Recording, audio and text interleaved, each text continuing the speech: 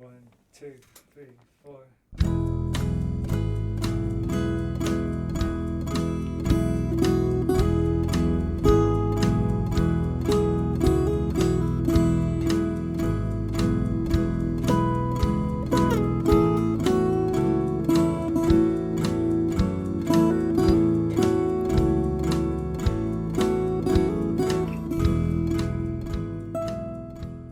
You are listening to SKYLIT, the SKYLIT Books podcast.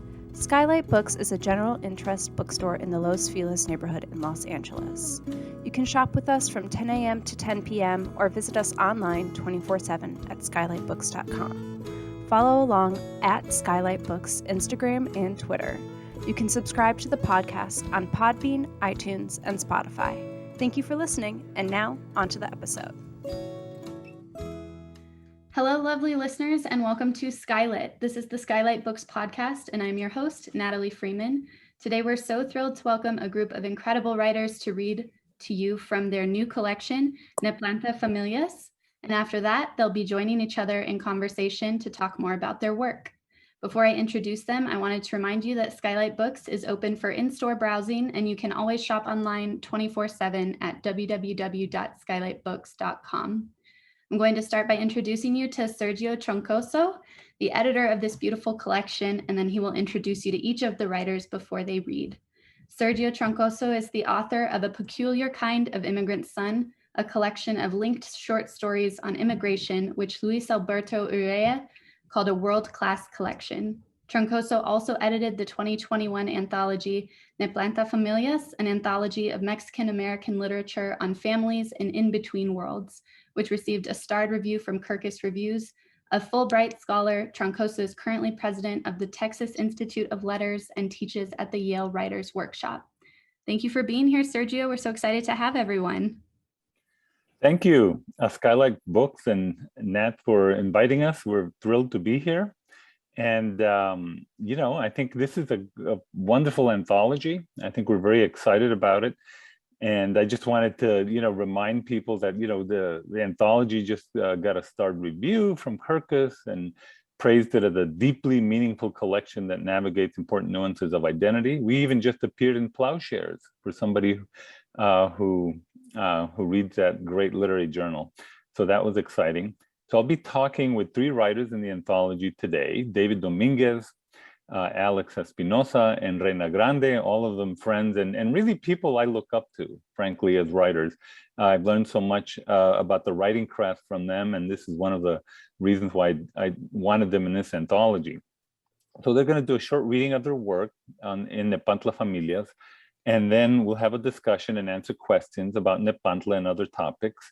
And let me just take 5 minutes to give you the scope and theme of the anthology. And then we'll get to our writers. So the first thing to think about is that this anthology is a collection of essays, poetry, and short stories.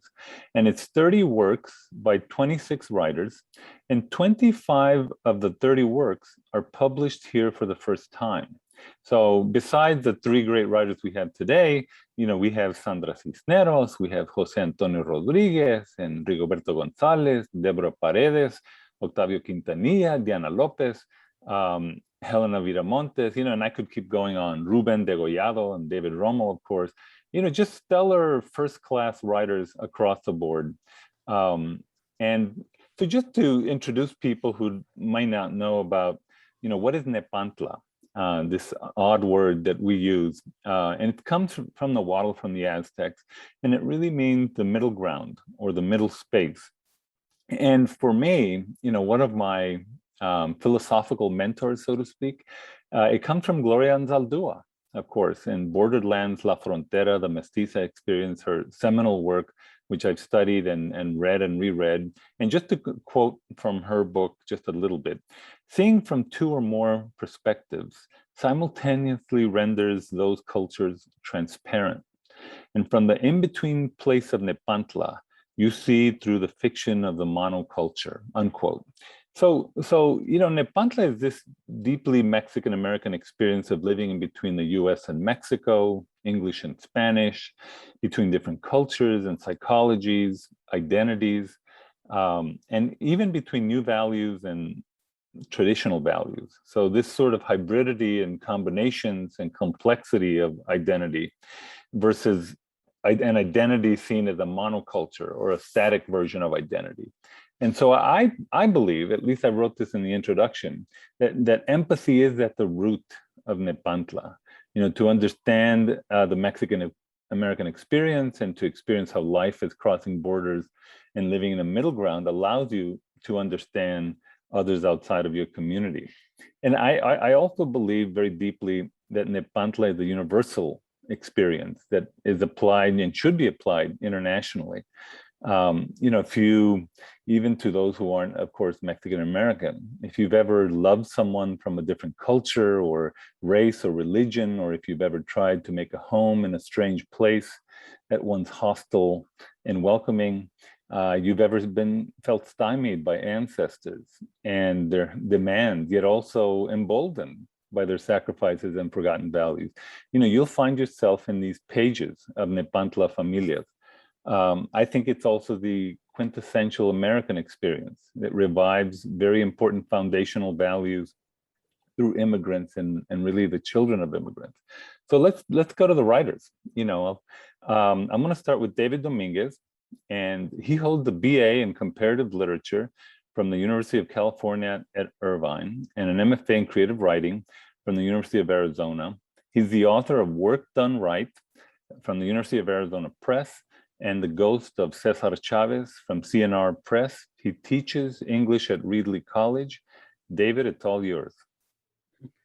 Thank you, Sergio. It's an honor to be included in this anthology with all of these fine authors, and including, of course, my co-readers today. I read both of your pieces and enjoyed them very, very much.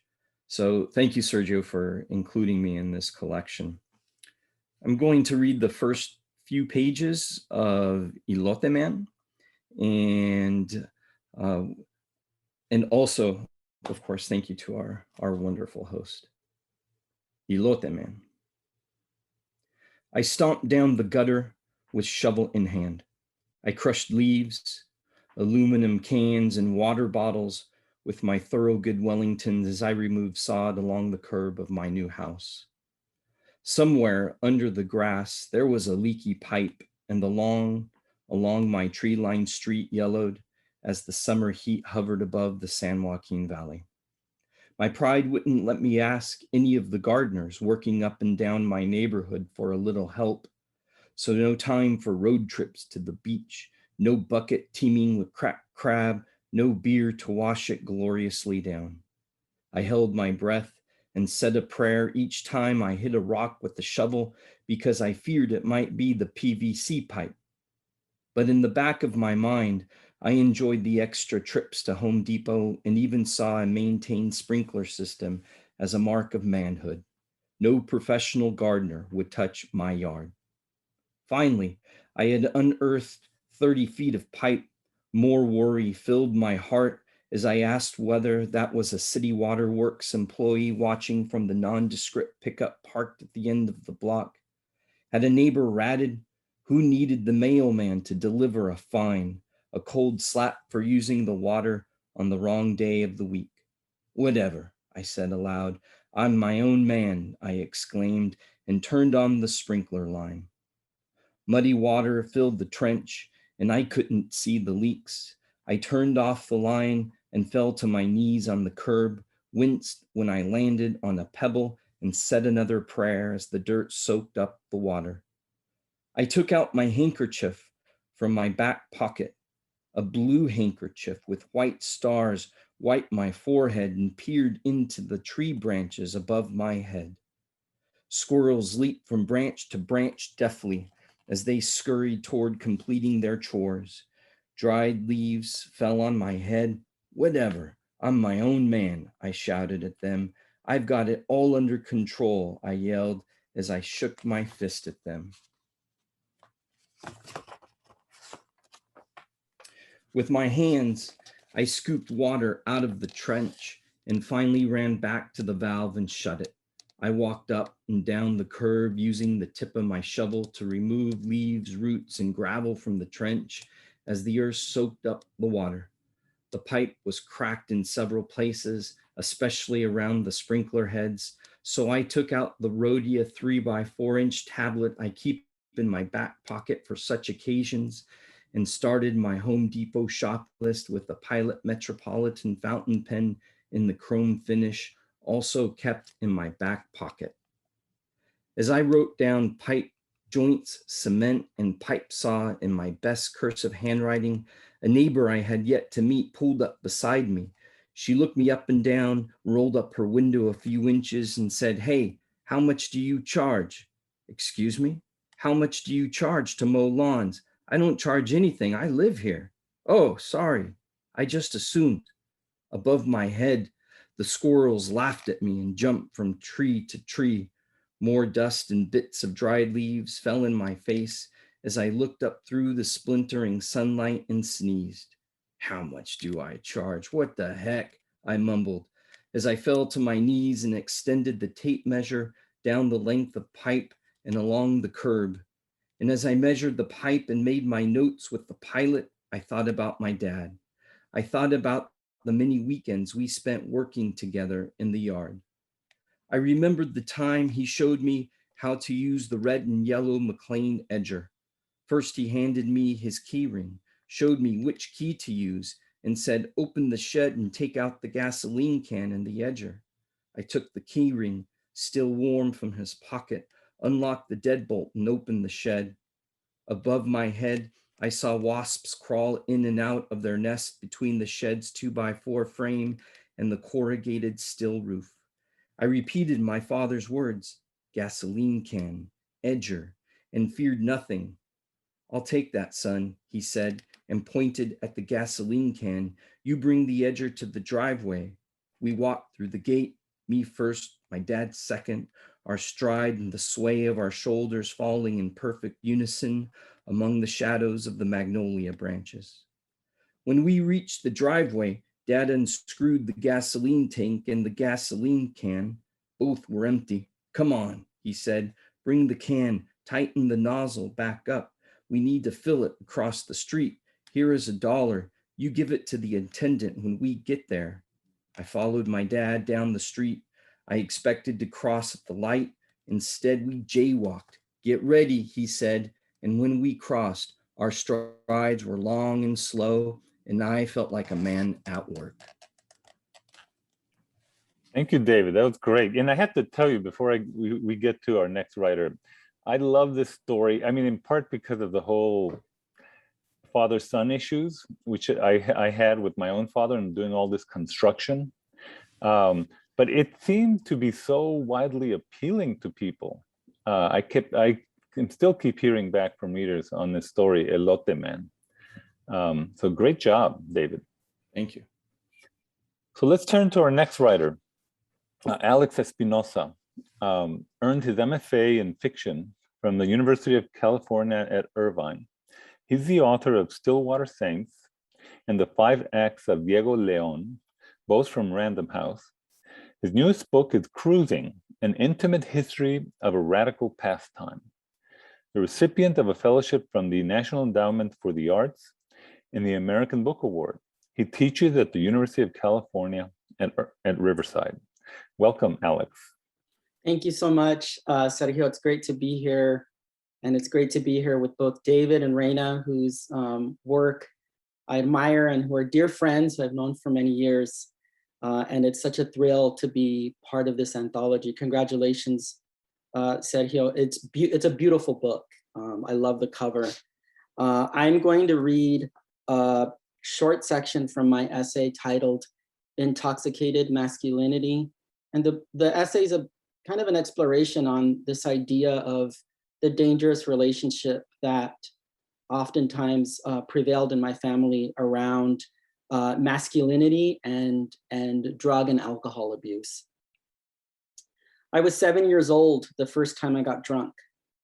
This was in the late 1970s, before childproof locks on cabinet doors, when we'd ride around the back camper of my uncle's van without seatbelts, before toys came with choking hazards. My mother kept bottles of Thunderbird and Night Train. cheap fortified wine that tasted like paint thinner or gasoline in the cabinet beneath the kitchen sink. She would shove them behind jars of glass cleaner and boxes of powdered dish soap. My siblings and I would often catch her taking swigs now and again throughout the day and sometimes into the evening. I asked her once what the bottles were. Furniture polish, she replied, closing the cabinet door. It started out as a game, a way for me to impress my brothers and sisters, a way for me to be the center of attention in our large family. When our mother or any other adult wasn't around, I'd go to the kitchen, reach into the dark well of the cabinet, my small arms stretching past fragrant solvents and cleansers until I touched the cool, smooth glass bottle of cheap booze, unscrew the cap, and take short sips, much to the delight of my siblings who watched on, daring me. One afternoon, when we were home alone, during a brief period when my mother worked at a factory in Monrovia, California, my brother decided to fill a glass tumbler with the foul juice. My siblings stood around me in a circle, watching as I gulped it down in one long and continuous swig. I can't remember now what it felt like to be that drunk at such an early age. I remember that my brother received a stern scolding from our mother, but nothing more, and that the incident became part of our family lore, a story that my siblings and my mother often loved repeating. As I grew up, I quickly learned that alcohol not only provided me with an opportunity to be the center of attention, but it also gave me a chance to assert my masculinity. The way the men in my family showed that they were men was through drinking and smoking. So I kept taking swigs from my mother's bottle of cheap wine even after I got wasted. She didn't hide them anyway. She kept them in the exact same spot. When my older brother came home from his factory job, he'd sit on the couch, crack open a beer, and chain smoke cigarettes. It was not uncommon to see me taking sips from his can and puffs from his Marlboros. During large family gatherings at our house in La Puente, my aunts and uncles and our endless stream of cousins descended on our house on warm summer evenings. There'd be music and carne asada, or if the event was truly special, my father would string a live goat from the branch of our lemon tree, slit its throat, and prepare the animal for birria. There were ice chests full of beer and enormous amber-colored bottles of hard alcohol that glowed warm and menacing under the kitchen's fluorescent lighting.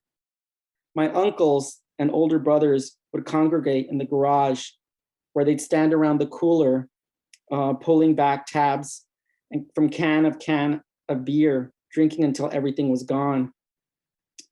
They'd then talk and move on to the hard alcohol, to shots of tequila or vodka. They talked about ex-girlfriends with supple thighs, soft lips, big breasts, sex in the back seats of cars, accidental pregnancies, and secret abortions. I always remained in the background, at the edge, at the periphery of this circle, watching this aggressive show of toxic masculinity. It was both fascinating and disturbing to listen in. I learned things about sex and bodies that a boy my age shouldn't know. And I'll stop there. Alex, you know what I love about your work? I mean, I could hear you read forever, but the pacing of your lines, oh my gosh, it's the music. And I just, I could hear it all the time. It's just wonderful. Just connecting with the toxic masculinity in my family, the brutal honesty. Yeah. And the power, in fact, in many ways, the dark power of familia, where they kind of drag you to perhaps that you don't want to go, or you're too young to know. So bravo. Thank you so much. Thank you. Yeah. So to our final reader, and then we're going to get to a discussion with all of them. Reina Grande is a best-selling author of The Distance Between Us and A Dream Called Home. Her other works include the novels Across 100 Mountains and Dancing with Butterflies. She has received an American Book Award, El Premio Aztlán Literary Prize, and the International Book Award. She has also been honored with the Luis Leal Award for Distinction in Chicano Latino Literature. Welcome, Reina. It's all yours. Thanks so much, Sergio. So good to be here with you, sharing this space with you and Alex and David. It's so great to meet you. Um, so I'm gonna read from my essay, Losing My Mother Tongue. And this essay explores my very complicated relationship with Spanish. And I write about how it impacted me with, my relationship with my mother, my relationship with my children, and my relationship with my own writing. So I'll read the beginning pages. Losing my mother tongue. When I crossed the border at 9 years old, I didn't know that in addition to putting my life at risk, I was also risking the loss of my mother tongue. My journey toward learning English was so traumatic that to this day, I'm still dealing with the repercussions, not only in my career as a professional writer, but also in my interactions with my own family, especially my mother and my children. To my misfortune, the local elementary school I was enrolled in when I arrived in California didn't have a bilingual program or English as a second language, ESL classes. Although I lived in a mostly Latino neighborhood in Los Angeles, my school lacked the necessary resources for immigrant children like me. On my first day of school in September 1985, on realizing that I didn't speak a word of English, my fifth grade teacher pointed to the farthest corner of her classroom and sent me there. She ignored me for the rest of the year. I sat in that corner feeling voiceless, invisible, and deeply ashamed of being a Spanish speaker. The trauma of realizing that the language used in school was the one I didn't know led to debilitating thoughts such as, I am not enough, I am insufficient. I sat there thinking I was the problem. My lack of English was the problem. It didn't cross my 9-year-old mind that perhaps it was my school that was the problem, that my teacher's failure to be sensitive to my needs was the problem. The message I received from my teacher was that if I wanted to be seen and heard, I would have to learn English. As long as I spoke Spanish, I would be ignored and put in a corner.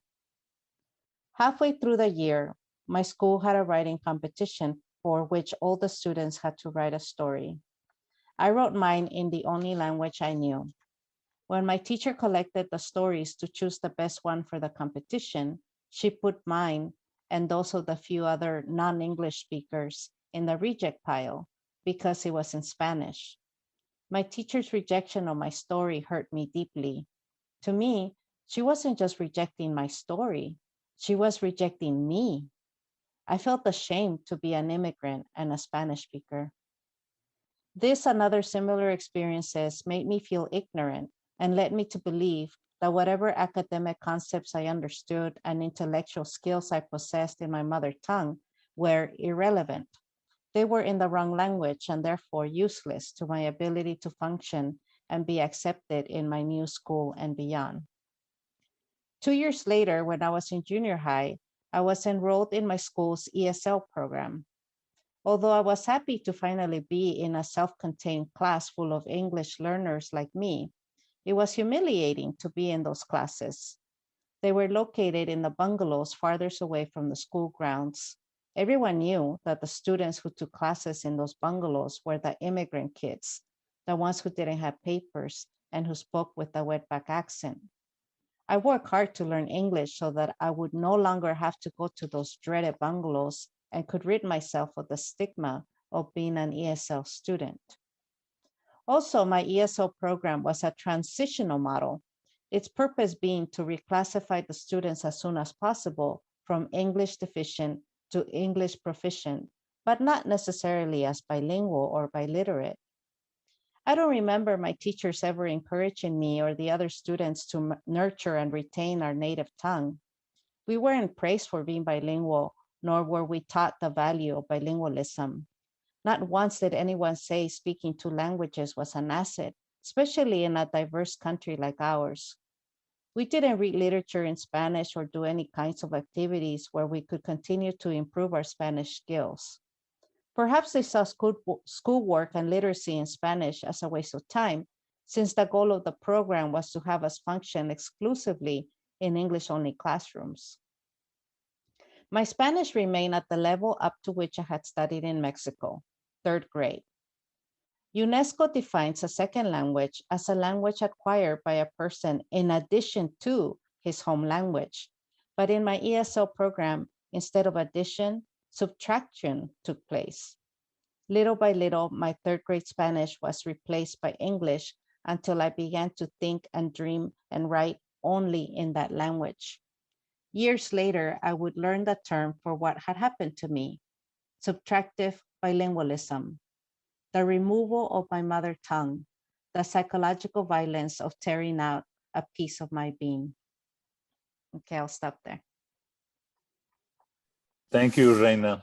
The emotional power of your piece, I keep hearing from readers, another one that is just so wildly appealing, about this break with your mother and how it happened, linguistically. I think it's something that's just so impressive about this piece, losing my mother tongue. So thank you, Reina, for that.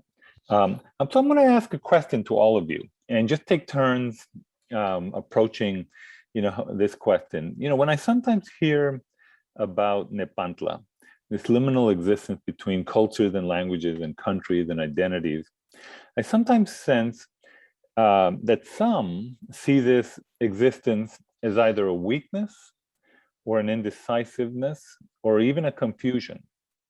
But I have often seen NEPANTLA, or at least how I experienced it within my family, as a strength, even a painful gauntlet that forced me to pick and choose who I became. How does NEPANTLA, that occurred in your family, a painful trial that in a way was productive to who you became and what you care about? Well, I personally agree with you, Sergio. I see it as that struggle leading to, as that struggle becoming a source of strength in my life. And I'm really glad that you see it that way.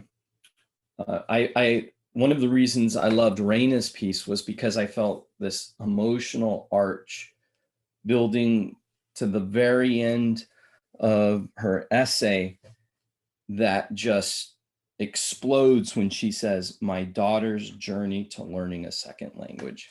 I mean, that was just beautiful. That was just incredible. So from her struggle, because of her struggle, she gave to her daughter the beautiful language of Spanish and made sure that it became part of who she was. And when I sat down to write my own essay, I felt torn in two different directions, because in one way, the struggle is negative, but in many other ways, I feel like it's something that has given me strength. And so I didn't want the tone of my essay to be negative. And so as a counterbalance, I tried to add a little bit of humor. And I wanted to somehow end with the image of my wife and the image of Fernando Valenzuela. I just knew somehow I wanted to get there, because both of those images I feel are images of strength.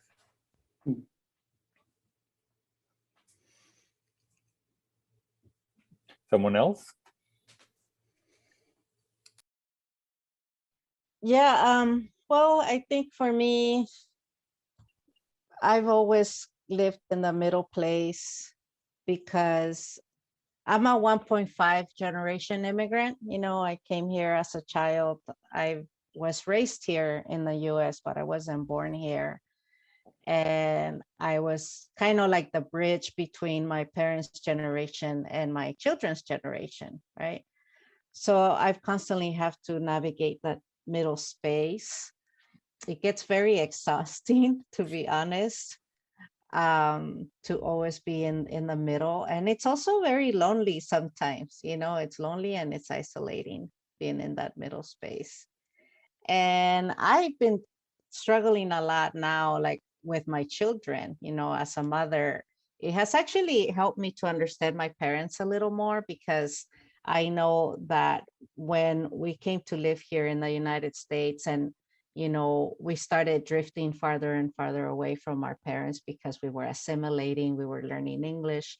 And my parents saw their children go to a place where they could not follow.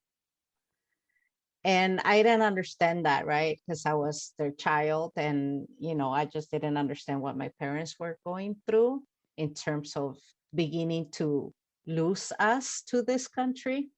But I understand it now, because now I'm raising my children, and their experience, like as American born middle class children, is an experience that I don't really have that much. And I have tried to give them the life that I didn't have. So like I've tried to remove all the barriers that I grew up with, like low income, first generation college student, immigrant, Spanish speaking, all of that. So I try to remove the barriers that I grew up with for my children. But in doing that, now I'm starting to see my children go to a place where I cannot follow. And so I was always lonely in terms of my relationship with my parents, because once I assimilated, I couldn't quite connect with them. But now I have the same feeling with my children, where, they're living a middle class American life, and their childhood is so different from mine that I still feel like an outsider looking in on them. And I see them drifting farther and farther away from me. So I'm still in that middle place. And it's difficult sometimes. But I also understand, that as an immigrant, that middle place is it's where I'm always gonna live, right? In that space. So I need to like just learn how to live with it. And I think this pandemic and COVID kind of helped me to think about that even more, because of that isolation that we have all been experiencing collectively. I'm very familiar with that isolation, and I always turn to my writing to deal with it. So this past year during COVID, I have been writing like I've never written in my life. I've been writing like if my life depended on it. So I'm emerging from COVID with 2 finished books. So I use those feelings, that inner turmoil, that conflict, and I channeled it into my writing, and that's how I survived being in NEPANTLA. I think that I'm gonna, I guess, echo a lot of what David and Reina mentioned. I think, my relationship to that space, that in-between space, has always been a very complicated, messy, jagged one, right? It's like straddling a fence that has barbed wire on it, and I can either go one way or the other. It's a delicate balance. I grew up spending a lot of my time hiding who I was. I was raised queer. I was disabled. Well, I still am queer and disabled. I shouldn't say I was. Nothing's changed. I grew up with multiple identities that I think in a lot of ways really forced me to see myself as not being particularly worthy of any kind of social recognition. So I got really good at hiding. I got really good at masking, at receding back into the background. And I think that's what a lot of my piece is about, and the way in which I think I discovered how alcohol can sort of be this social lubricant that sort of gets me out of that. And the way in which it sort of plays with this idea of masculinity. I think when I was writing my last book, my last nonfiction book, which is Cruising, I had to explore issues of my own sex and my sexuality, right? Of my own desires as a male, who is attracted to other men. And I think that there came some truth that I had to face when I was writing that book. And I think the essay that I included in the anthology is a movement towards some of that truth, less of an opportunity to continue to feel sorry for myself or continue to feel like, you know, I have to operate in a society that makes me feel like I need to feel sorry about myself. Like I got kind of sick of that.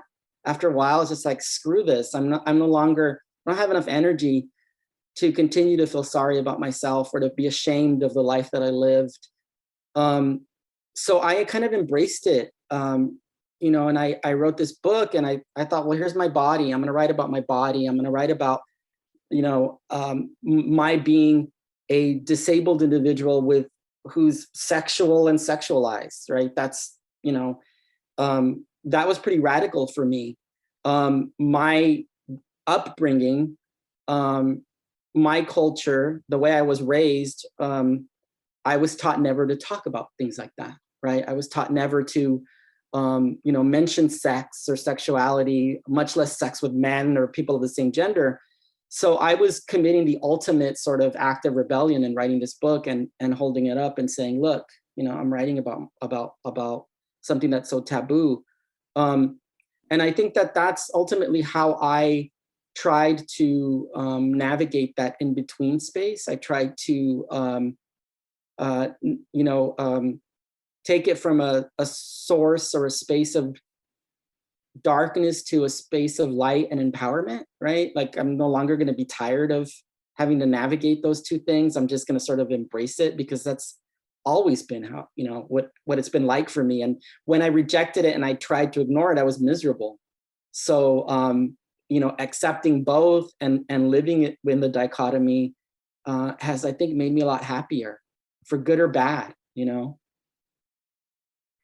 Thank you, Alec. You know, it's fascinating that all three of you in many ways talk about this, you know, deep loneliness, and then some people trying to move beyond it to, you know, I accept who, you know, who I am, and here I'm not going to apologize for who I am, because this is actually a conversation I've had with almost all of the other writers in this anthology. For example, with Diana Lopez, you may know Diana Lopez, who wrote about Dutiful Daughter, about how what she was doing, and she was a phlebotomist, so it is sort of a somewhat autobiographical short story, and how she, as she got educated, as she moved on to her life, it got lonelier. And as she was, you know, and other people had talked about this loneliness of being in the middle ground, of and then trying to break out of that loneliness, or accepting the uncertainty and who you are. And certainly I have felt that way. I still feel that way. You know, where I am and what I can talk to my mother about, who's still alive, it's, you know, I'm separate from her. And I had to kind of agree to just live my own life and be proud of who I am and whatever that is. But on the other hand, just like Reina, you know, I did not want my children to suffer like I did. You know, they're not going to carry chickens for their first summer job. And, you know, and so our success, all of us, I think I would classify you as very successful writers in your own way. You know, you're trying to move up the ladder, whatever that ladder is, but it also, you know, I told my children very bluntly, who grew up in New York City and went to school in New York City, I said, you know, you don't understand the fear and that comes from coming from nowhere, from having nothing or less than nothing. And this sort of drive that I would, you know, when I went to a school that I had no clue what it was in the Ivy League, this I'd rather die than fail. And they're in a much more comfortable place, of course, because of our success. So I feel that loneliness from both sides, from being very separate and really rejecting and accepting some of my parents' values. And then also knowing that my children are going to, you know, I'm astonished at how brave and and put together, they are at 22 and 23. And I thought, gosh, I was not like that. I was in pieces. I didn't know who I was. And, and everyone thought, you're a Mexican. What are you doing here? Or whatever. But let me go to another question and see what you guys, what your responses is. When we think about identity, too often we think of static entities, as if being American is somehow a fixed concept. Yet I see the experience of NEPANTLA at the heart of what renews and remakes our country.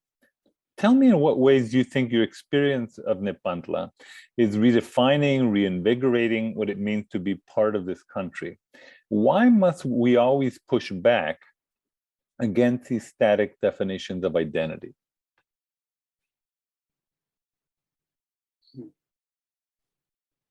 You want to start us off, Alex? I think David wanted to say something. I saw him move. Yeah. Well, no se rajen. like for me, one thing that I'm always concerned about is the way Latinos are stereotyped. That just drives me crazy. That was one of the reasons I chose to write about these experiences of being stereotyped in my own essay. And I've often asked myself, why are we stereotyped like that? Why are we seen that way? Why are these various forms of negative why do these negative forms of stereotyping often define our identity? And so I feel I'm conscientious of it. I feel a sense of responsibility, as you just said, Sergio, to push back against that stereotype and just be like, whoa, we're not just the stereotypical picture of a cholo in the inner city, right? Just because I'm in my front yard repairing the sprinklers doesn't mean that I'm the gardener. And by the way, if I was, there's nothing wrong with that. But it is possible that I'm more than that as well. So I think that we have to constantly push back against those negative views of who we are as brown people, so that we are seen more accurately as what defines us as human beings. And when I think about why are we often stereotyped, I often think, well, sometimes it's our own fault. And one of the reasons I think it can be our own fault is because if you think about what percentage of Latinos earn a bachelor's degree, a master's degree, and a PhD, it's abysmally low. Off the top of my head, I know the numbers for the 2012 census. The number of Latinos in America who get a bachelor's degree is 12%, who get a master's degree is 4%, and who have a PhD or MD, now we're talking less than 1%, right? And then if you split that number in half, now we can ask ourselves, well, what percentage of male Latinos have an education, right? Now it's going to be even worse, right? What percentage of Latinas have that level of education? And so to make the way we are seen, to make the way our identities are often defined different, I think we have to begin by looking at ourselves. And what better way of doing that than to make darn sure that our children do better than us, and that we remove from their journey through life any obstacles that we had to overcome. I think Sergio, another anthology should focus on how Latinos strive to help their children overcome the obstacles they face, because not all Latinos are like that. But you're giving me more work, David. Yeah, I know, I'm sorry. But thank goodness, it's something that we've talked about, we long to do. Mm-hmm. Yeah. I think, yeah, I think David brings up a really valid point about the place of stereotypes, I think, in our culture. My approach has always been, you know, people are going to think what they think about me. And our society at large has these, you know, constructed notions of what and how we look like and what and how we're supposed to be, and you know what fields of work we're and you know, NEPANTLA, I guess the concept of it has given me the opportunity to really say fuck it to that, to really not care about what people think about me, because I just always say, look at me. I mean, I'm this bald, short Mexican with a disability who's queer, and you know, I the youngest of 11, really the kind of the runt of the litter. Everything was stacked up against me, and I somehow managed to eke out a pretty good life for myself. So I think that I walk out in the world and I automatically, you know, tell myself, I know people are going to think a certain thing about me, right? But I choose not to give those constructs power over my life in any way, to dictate how I act or behave, because I think that's the ultimate form of institutional racism, is to go out and to let those things get under my skin, let them upset me, you know, let them piss me off. I have to say, fuck it, you know, think whatever you want to think about me.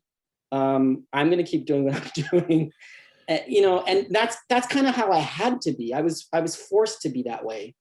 You know, I was forced to be that tough and resilient in a lot of ways, because I just got knocked down a lot. And every time I tried pretending, every time I tried assimilating or, you know, fitting in, it just never worked out. So I'm just going to be me, you know, and I don't care what other people think about me. I'm just going to do what I do. Before we let Reina in on this, because it's going to be her turn, but do you think, Alex, it's a function of age too? Because I mean, I've reached a point in me vale. I'm going to tell them exactly what I think, and I don't really care.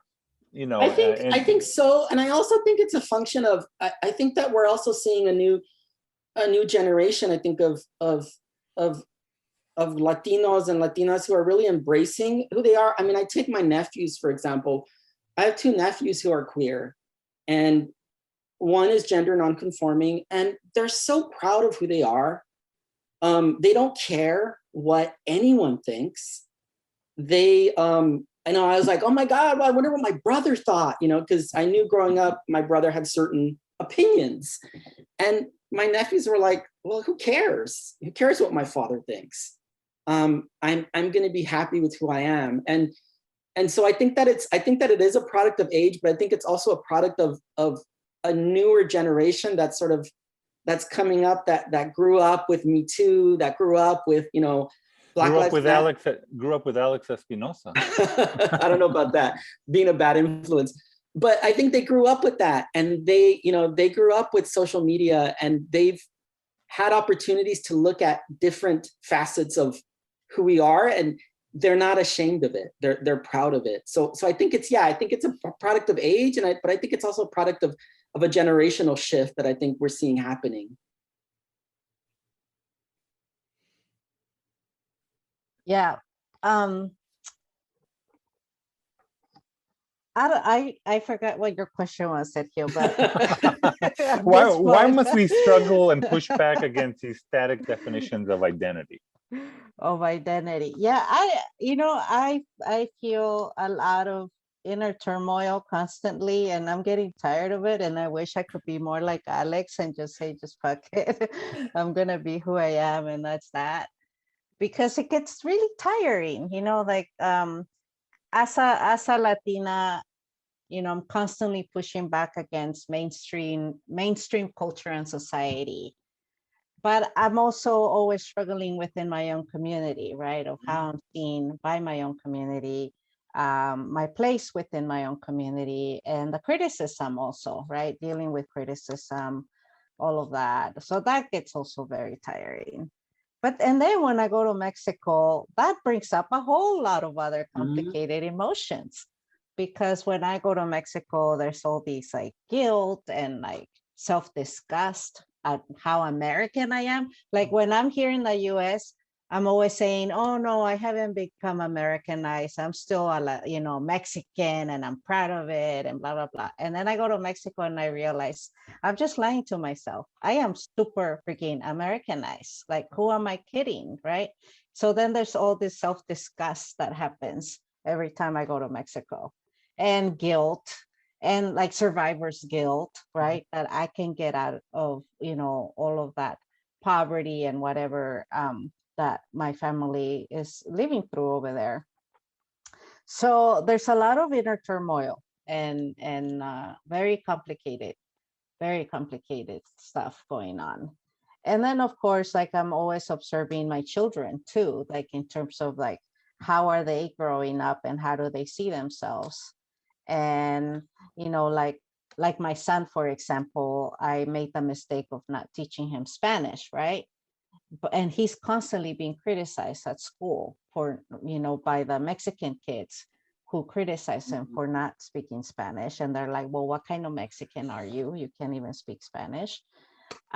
So I feel bad about the way he's been constantly criticized and made to feel less of a Latino because he can't speak Spanish.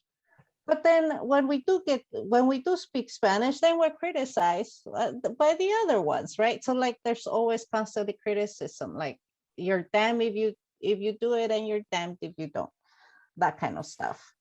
So I see that happening with myself and with my kids, and it does get exhausting. And sometimes I just kind of would like to be at a place where mentally and maybe even physically, where I can just say, fuck it. And can I just like live my life without having to prove anything to anyone? Thank you. So let me give you one last question for all of you. And this is a good one. What advice would you give younger writers or the younger generation in general experiencing their version of NEPANTLA as immigrants or the sons or daughters of immigrants? How do you think their experiences will be different from what your experience was? And how would you suggest this younger generation navigate crossing borders that may not be understood by their parents or even supported by them? I think Reina should take this one. Oh, really?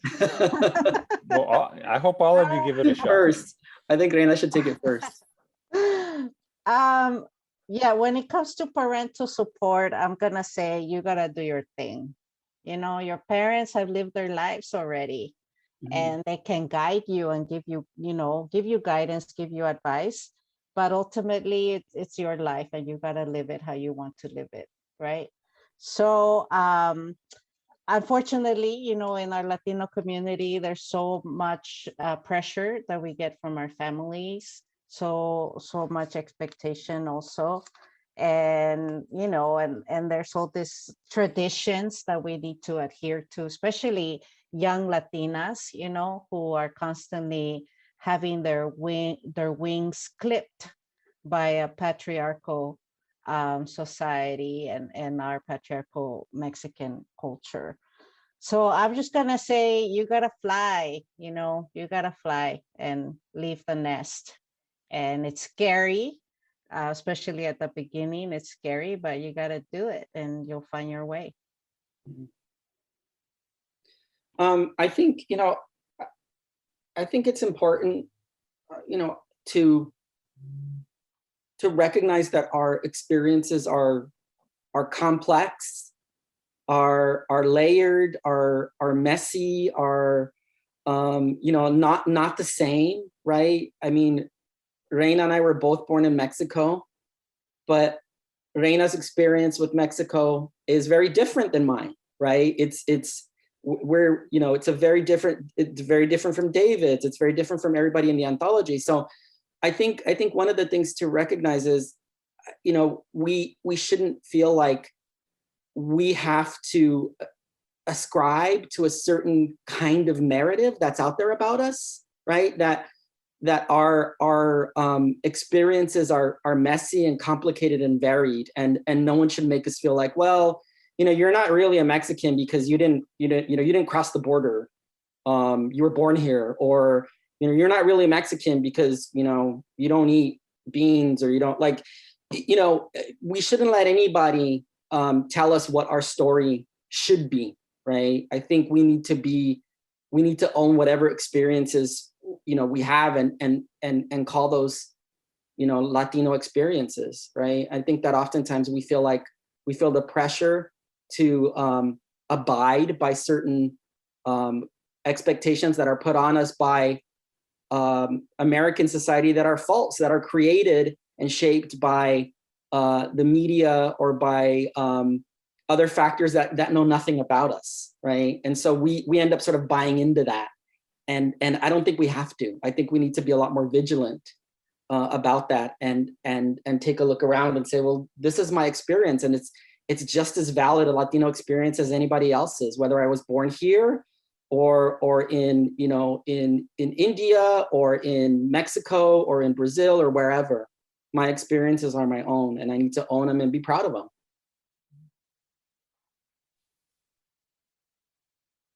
I feel very blessed every time a student comes to me and says, I want to be a poet.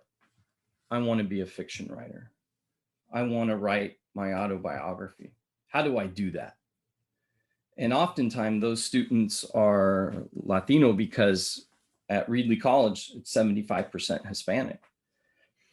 And they ask me questions like, can I use Spanish if I'm writing in English? And so right there, you can see how they're already fighting the issues that we're talking about. And of course, I tell them, yes, if it can only be expressed in Spanish, then you say it in Spanish, is what I tell them. So if a young writer comes to me and says, I want to be a poet, how do I do that? It reminds me of myself at that age. And this is what I tell them, and this is my advice. Become the best possible reader and writer that you can be on the face of the earth. Read every book that you can get your hands on. Know why you love it. Break it down into little teeny tiny pieces and put it back together so that then you can do it too. Be the best sentence writer you can be. Become a master of craft and apply those tools to the page. And sometimes they'll say, does grammar matter? And I'll say, yes, it matters, because that shows respect for the reader. Good grammar leads to clarity, and clarity shows respect for your reader. And when you master those things, I tell them, then you will be able to reveal what, for example, William Faulkner referred to as the verities of the human heart: love, honor, pity, pride, compassion, and sacrifice. And that's what we're trying to do here. I'll give you a quick example. In Alex's essay, he says, it was shame that made me develop an unhealthy dependency. It was shame that made me hide my sexuality. He repeats, it was shame, it was shame. Now that didn't happen by accident. That happened because he knows how to write an amazing sentence, and he has mastered craft. And through that process, he has revealed his heart to the reader. And that's what I tell the young writers who come to me to do if they say, how do I do it? So that's my advice. So, thank you to David Dominguez and Alex Espinosa and Reina Grande. I am not surprised we've had a fantastic conversation, because these are fantastic writers. And for joining us today on the SKYLIT Books podcast in Los Angeles. And thank you also to all the audience members for listening. And please pick up a copy of NEPANTLA FAMILIAS at SKYLIT Books and enthusiastically support independent bookstores. We need them.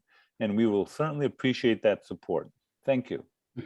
Yay, thank you so much, everyone. Thank you. Thank you everyone for joining us today. And as Sergio mentioned, you can get your very own copy of Nepantlas Familias at skylitbooks.com and with us in store. Thank you for joining us and enjoy the episode. Thank you for listening to the Skylight Books podcast series. Please don't forget to visit our website at skylitbooks.com and make sure to follow us on Twitter and Instagram. Also, don't forget to subscribe to this podcast for more author talks and bookseller conversations. You can find us on Podbean, iTunes, and Spotify. Stay safe and healthy, and we hope to see you back in our store soon.